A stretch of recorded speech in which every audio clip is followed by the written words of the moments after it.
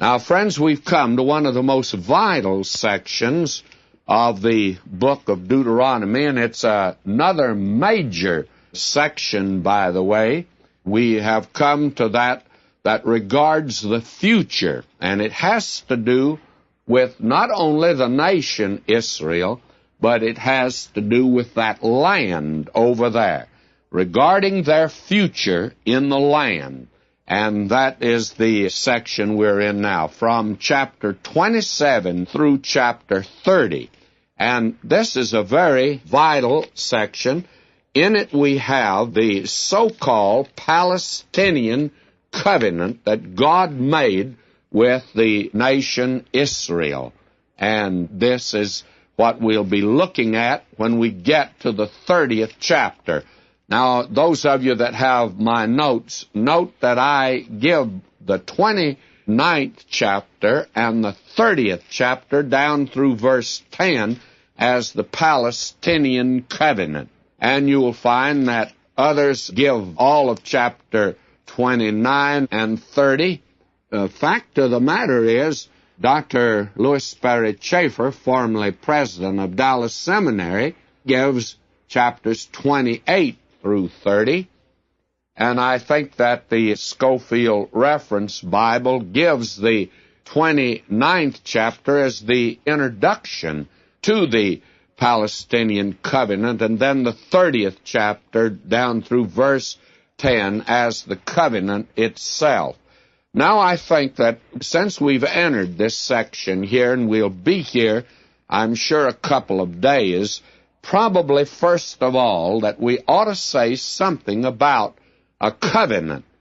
That word has already occurred several times, and there are different kinds of covenants. You'll find out that men make covenants, that is, individuals, one with another. They're mentioned in the Bible. Then there are nations that make covenants, and some of them are mentioned in the Bible. Then there are covenants which God made with His people in the Old Testament and made with humanity. At the very beginning, you have what is known as the Adamic covenant. You have the Noahic covenant. You have the Abrahamic covenant. You have the Mosaic covenant. And now we've come to the Palestinian covenant.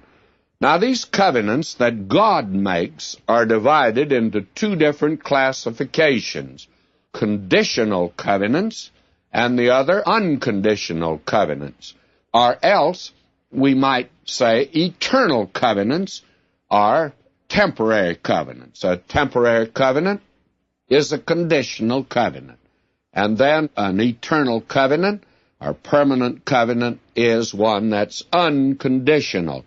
And it's well to be able to distinguish between the two. Now, we find that God made a covenant with Abraham.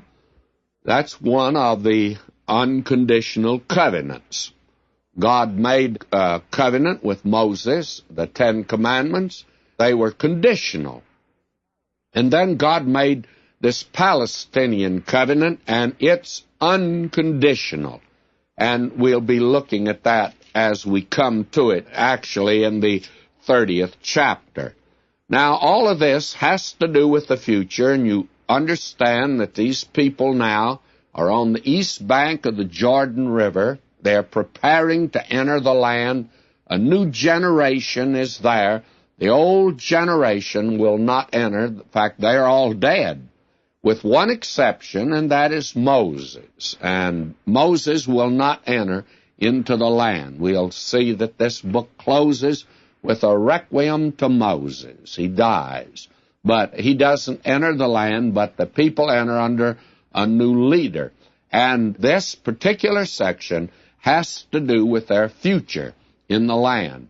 And you have here probably some of the most remarkable prophecies that we have in the entire Word of God.